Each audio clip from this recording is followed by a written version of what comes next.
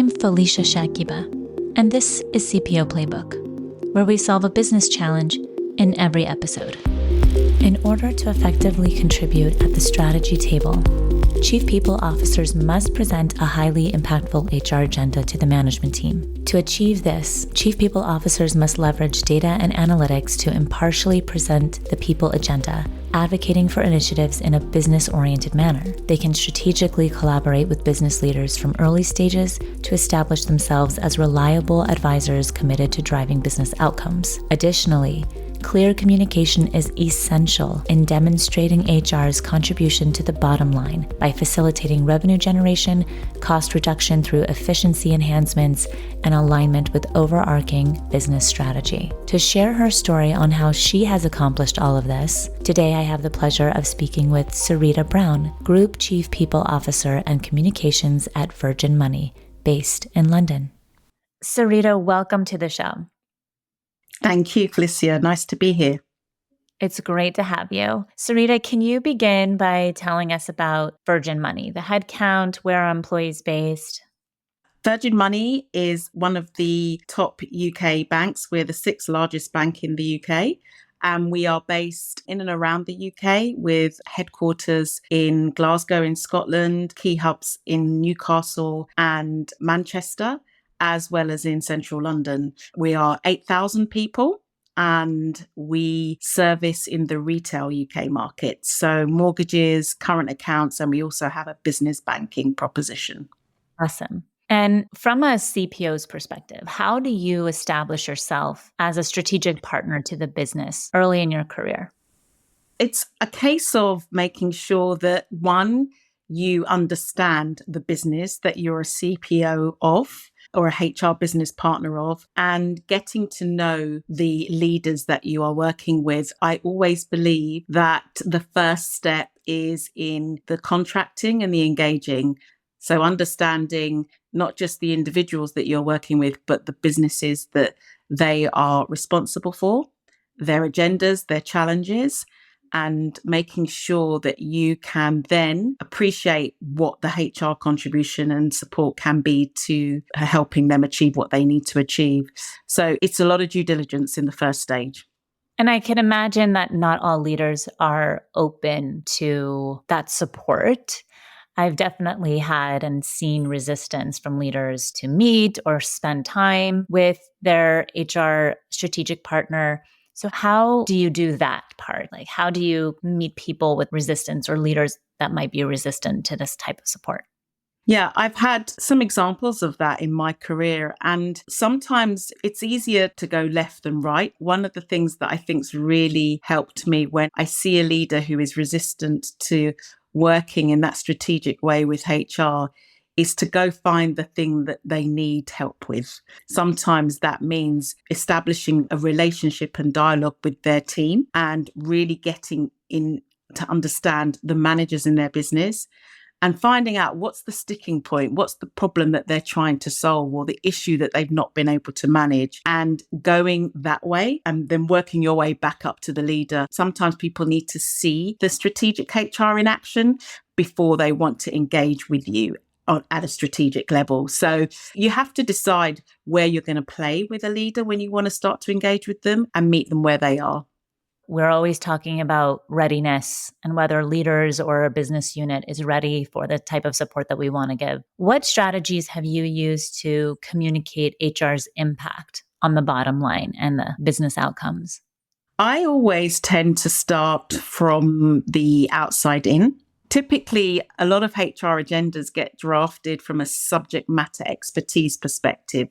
So we are very good at relying on what we know, and that can work. But depending on the environment you're in, and to the point you've just made, the maturity of your business leaders, really for me, the value is starting from the external environment and the strategy and understanding the metrics that the business needs to solve for and playing that back into the HR agenda so that when you are looking at that SME lens on the work, your metrics line up with their metrics. And for me, the value is that the things are seen as the same thing.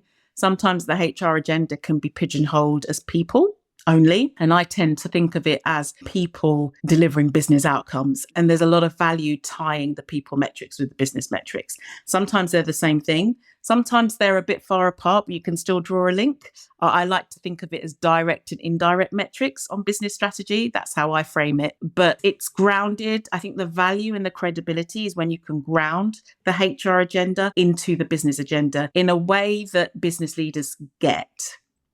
There are a lot of analytics and metrics that need to be paired in order to provide that communication of what is the bottom line and what's the impact, it sounds like. So how do you use data and analytics to build your influence? Yeah, I've learned as I've progressed my career and done different roles and had different experiences that data is HR's friend, not as an end of itself, but as the start point for conversations, for designing outcomes and understanding what you might be solving for. There's always a lot of interrogation and analysis that has to go into using data. I'm never one of those people that just looks at the data and assumes a conclusion. You have to interrogate it, especially people data. People data doesn't always tell you the story straight away, but you do need it as a start point. It also takes the emotion out of understanding what you might need to do or what you might be solving for, and allows you to filter in perceptions and thoughts unfiltered. So it's a really good start point. Now, I think the only caveat I would say to this is not everybody has the investment or the capacity for sophisticated data platforms and cloud technologies. So I want to talk for all levels of capabilities that people might be working a HR agenda in. So in your big organization, this is a much easier play, right? You've got your cloud technologies. We'll stay away from the company names, but you've got your cloud technologies. You have partners you can use, consultancies to help you interrogate your data, to form views, to understand hypotheses for strategy, and have really intelligent, informed discussions with your business. Some people might be working with Excel spreadsheets. I think all data, no matter what level of maturity, is helpful. Okay. As long as you supplement that with the capability around analytics, because data is different. For me, data is the ingredient. Analytics is what brings it as a recipe to life, right? And you've got to have the right people who can then look at that data, interrogate it, and provide a basis for any strategy or proposition you might want to talk to your business about. And what type of outcomes and data would you say, maybe what are the top 3 types of metrics or business outcomes or ROI that you might really focus on in regards to impact? Mm-hmm. You've got your traditional metrics in any HR agenda around what I call the people productivity set. So engagement, absence, turnover, attrition. You've got the hygiene factors. But I think the value is when you take those metrics and then interplay them with others and get correlation. So some of the things that I've recently done is look at things like return on total equity metrics that we have in our business scorecard, our customer smile score, our customer satisfaction score, total shareholder return, all of those kind of scorecard business metrics, and then correlate them with metrics that we believe have a direct or indirect impact. So colleague sentiment, so your engagement piece, media sentiment, how are you seen in the external environment as an organization, in both, be it corporate affairs or be it generally with the press, looking at well-being indicators and understanding if any of these things are either directly or indirectly affecting positively or negatively your ability to hit certain scorecard outcomes. So I'm a big believer in not just looking at metrics of their own sake, but understanding the dynamics between how they play with each other or not. The other metric that I think is really important is how people are performing. And performance management is always one of those very controversial areas, right? Because it can be objective, but it's so subjective in its application. But looking at performance management indicators as not just a lens on your capability profile, but is it actually driving the performance outcomes you want to see in your scorecard? So I think we look at metrics too much in of themselves rather than how they work with each other. Interesting. That's very interesting how they work with each other. And you're not just looking at one piece of the data to really build the story of what you need to do as an organization, but rather how they work together. Yeah. And bring that again to the first point we were talking about strategy, bringing that to the way that you present HR as a function of business strategy. It's such an important lever. And in every team that I've worked in, I've really tried to get people to start to fall in love with data. I wasn't a data geek at all. I'd be lying if I said that it was a natural passion of mine. But I learned the value of it in building that engagement with the business and providing the HR function itself with a sense of credibility. I think sometimes HR functions do themselves a disservice and don't believe the value that they bring. They feel that they are a supplement to the business or servant to the business, when actually I think we are equal partners. And I try and make sure that I build that understanding of metrics and the value in every team that I've worked in, and that people get it. They don't have to like it, but that they get it and that they can go and start having the right conversations with their business partners. Can you speak to an example of how you've objectively presented people issues using data to gain support? I would say there's loads of examples, but I think the one that really resonates for me, because it's such an emotive subject, is in the representation agenda. And there are a couple of examples in the course of my career where I've had to initiate an agenda around representation, inclusion, the whole diversity and equity agenda. And to your point, sometimes you're working with leaders who are a little bit resistant or don't want to engage with that agenda in a very integral way. It's almost the side program initiative. And you have to try and make them understand the value of seeing it as a business priority. It's not a programmatic, nice to do initiative, which it is, all of that. But for the business leaders, that this is really important. This will help you accelerate your outcomes. And so I think in the experience I've had, that using data rather than sentiment and views and opinions, and starting from a point of this is what you're not achieving, sometimes it puts people on the reactive back foot and you get the resistance as a result. I tend to start from a point of data with no assumptions and no judgment. So often I will look at the complete employee life cycle.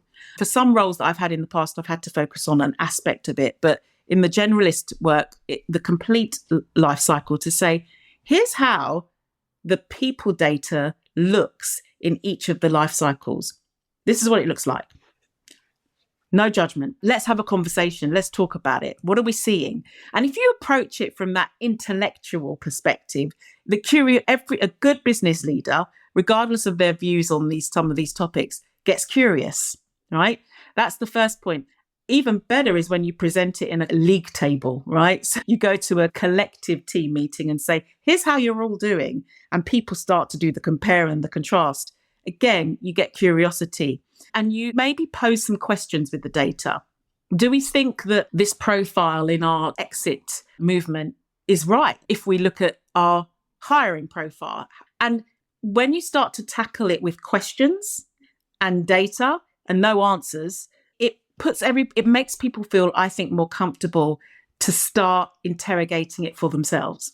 So I think the equity and diversity agenda has been a great place to really use data in a way that disarms people. You talked about employee life cycle, and I think that there are a lot of different interpretations of that from one company to the next. What do you consider the meat and potatoes of an employee life cycle? So I'm really old-fashioned on this, and I'm old-fashioned because it rings true. It's a life cycle. It doesn't have a start and an end point.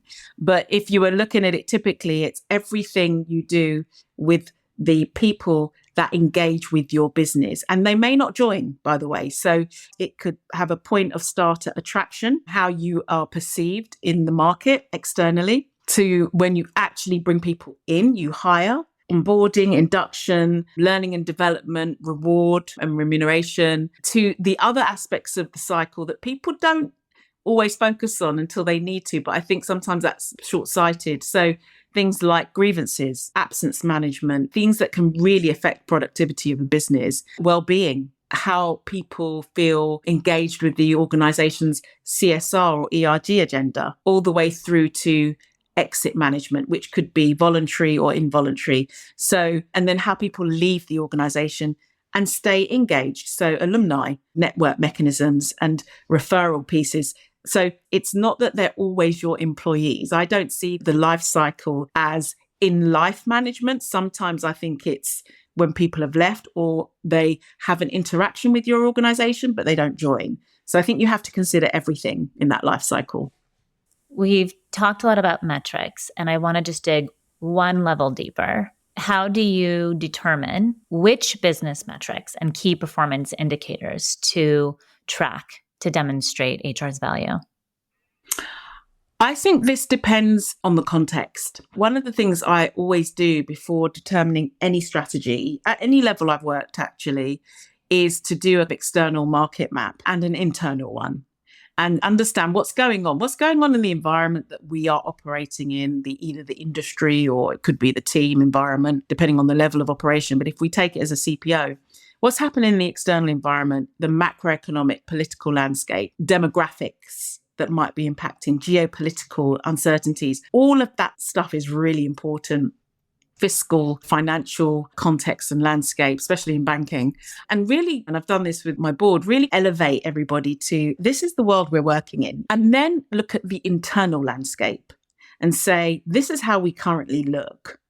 And then I tend to try and then think about how do you distill that into the key priorities, therefore, that we need to think about? If you think about our business strategy, what are the goals of our business strategy, given that external environment, given this internal landscape? What are the things that we see as the people priorities? So what out of that distills into people priorities? 2, what are the challenges to that? So we might be enabled to deliver those priorities or not. And if we're not, what are the things, therefore, that we'll need to plug as a function or as an enterprise? And then understand the outcomes that we would expect to see as a result. Okay, and this is where the metrics comes in. And then be very honest about the realistic view of what's achievable, what's probably not. And I also think it's important to, whatever you decide, to put a time horizon on things. I think it's really important that HR typically tries to do everything or look like it wants to do everything. We want to please everybody. I tend to work in the opposite way. I'm quite a rebel. So I believe that we're most effective when we cut our cloth to suit what it is we can do. I don't think anyone should overcommit.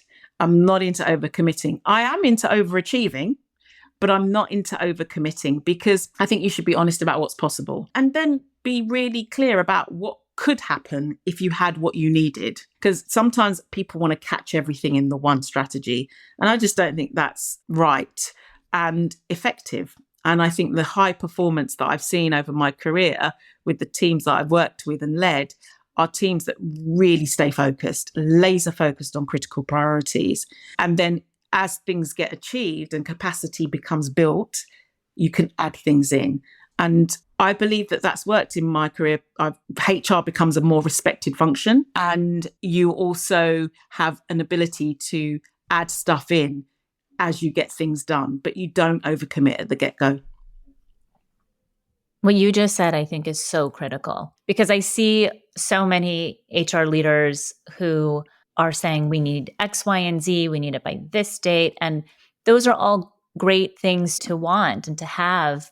We want to better the business as soon as possible. But at the end of the day, if you're not going deep and you're not getting one thing really, really right and doing it really well, you are basically just throwing yourself into all of these things, and then nothing is really getting solved when you have 3, 4, 5, 6 things on your OKRs that are huge takeovers. How does an HR leader, a chief people officer, push back on upper management to say, no, I can only handle these 3 things on my agenda if you want it to do well? Because in most CPOs, they're going to be fearful, or any executive would be fearful of saying, oh, my executive, my manager doesn't think I can handle it, right? How do you do that well?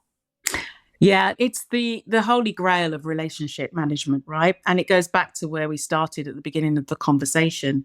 You've got to get that relationship and that contracting right at the beginning. It's great when you work with an executive, be it your CEO or your peers and your chairman and board, who get you and you get them, and it works great. Perfect. But I always say solve for the scenarios where that's not the case, right? And the first nugget of advice I would give people is you've just got to feel really confident about what you do. You've got to stand in your own belief, and you've got to feel credible, you for yourself, because you will meet these resistance. Even I would argue with some of the leaders that you get on with and you have a good relationship with, you might get into a situation where there's challenges. But leaders respect people who stand in and are anchored in what they're doing. And sometimes you just need a bit of time to show them the results, the beginning of the results, and then the credibility comes in. The one word I would say that this anchors on is trust.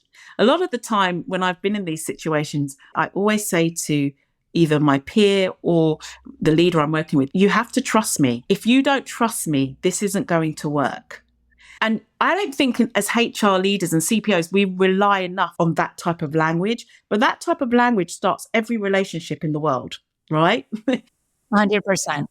Bankers have been saying it to each other since the beginning of time, right? Trust me. And trust is really important. And if somebody said to you, what's the one thing you would say you would appreciate from business leaders saying about you having worked with you?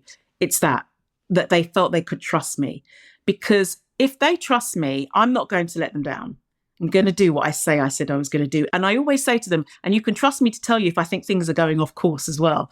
So the relationship piece is really important, even with those tough, challenging relationships where you're having to beat through concrete a bit. Keep going, right? Don't worry about if it doesn't feel warm and fuzzy straight away. Doesn't have to be a warm and fuzzy relationship, because I've found even when it's not like that, by delivery, it becomes that way because they see, oh, okay, it is working. Some relationships you get there quicker, some it takes longer. But I think if the CPO acts like the CFO and doesn't care, because I'm here to do a job, it will work. And I think a lot of CPOs don't fall into that groove quickly and easily of, I'm here to do a job and you don't have to like me. It's great if you do, but you don't have to. But let's focus on what we're here to achieve. And I think you get to the point of good relationships either way, but one just takes a bit longer than the other.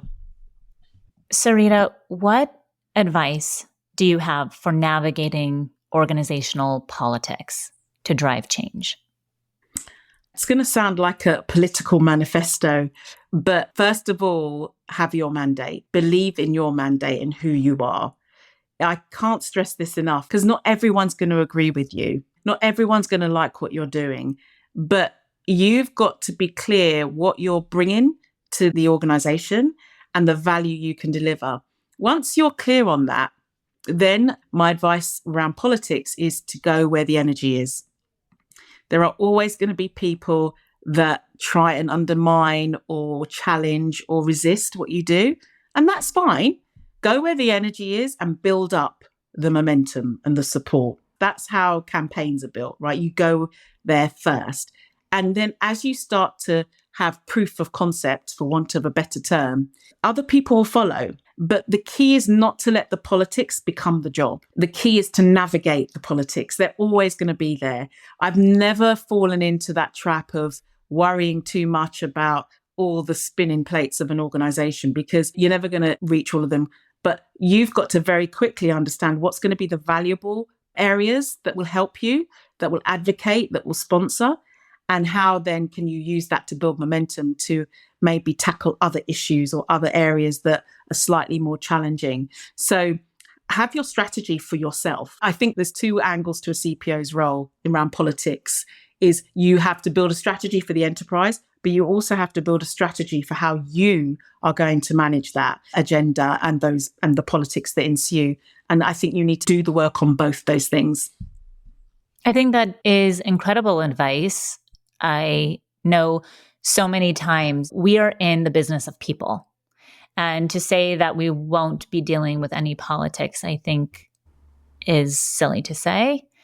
But at the end of the day, like you said, knowing where the energy is and going where the energy is and seeing where that's manifesting and growing and being able to get on the boat with them, right?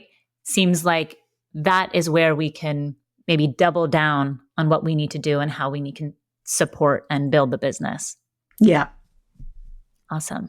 Syreeta, this is fantastic. I'm so happy to have you on the show. You bring so much energy and light and focus and insight into this conversation. And we're just so lucky to have you as a guest. So thank you so much for being here. And thank you so much for your contribution. Thank you for having me. Absolutely. That's Syreeta Brown, Group Chief People and Communications Officer at Virgin Money. If today's episode captured your interest, please consider sharing it with a friend or visit cpoplaybook.com to read the episode or learn more about leadership and talent management. We greatly appreciate your rating, review, and support as a subscriber. I'm Felicia Shakiba. See you next Wednesday, and thanks for listening.